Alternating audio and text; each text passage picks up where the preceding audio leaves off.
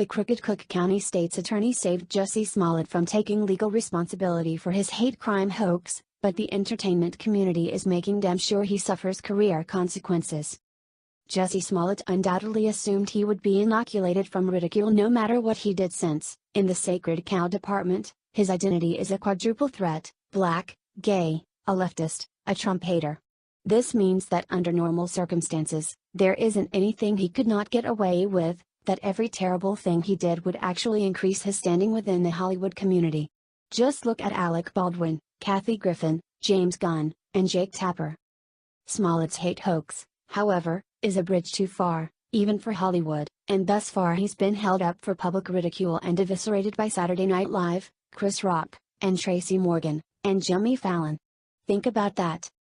For a decade, no one had the moral courage to mock Barack or Michelle Obama, Eric Holder, Joe Biden, etc. But Jussie is getting laughed off the planet, nowhere near as loudly as a conservative would in this circumstance, but still.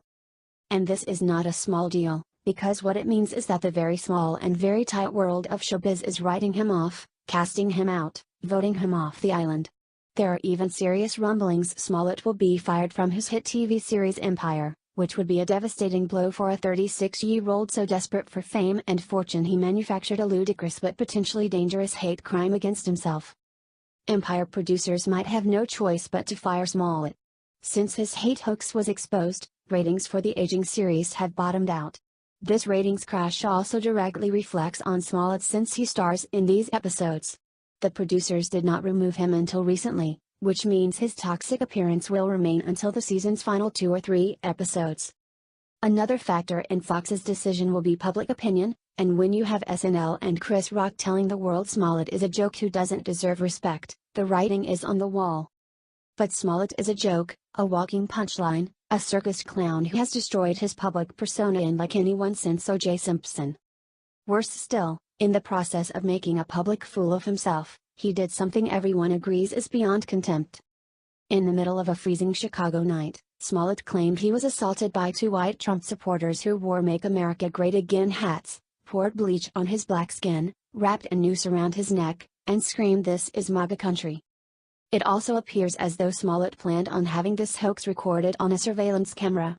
Thankfully, the camera was pointing the wrong way. Can you imagine if this fake attack had been caught on film? We all watched an open-mouthed horror as illegitimate and irresponsible news outlets like CNN firehosed the predominantly black, working-class city of Ferguson, Missouri, with the "hands up, don't shoot" hoax. What demagogues like Don Lemon and Chris Cuomo would have done with footage of 2 Trump supporters assaulting a gay, black man is the stuff of nightmares.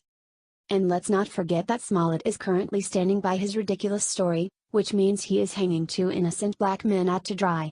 Obviously they are not innocent of conspiring to fabricate a hate hoax, but they are innocent of a hate-driven assault, which is a much more serious crime.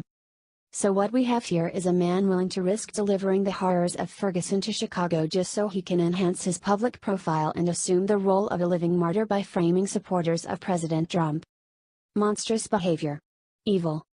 But just as damaging to Smollett's career and reputation is the fact that his scheme was so stupid and poorly planned. He is now the Wile E. Coyote of hate crimes, which begs for ridicule.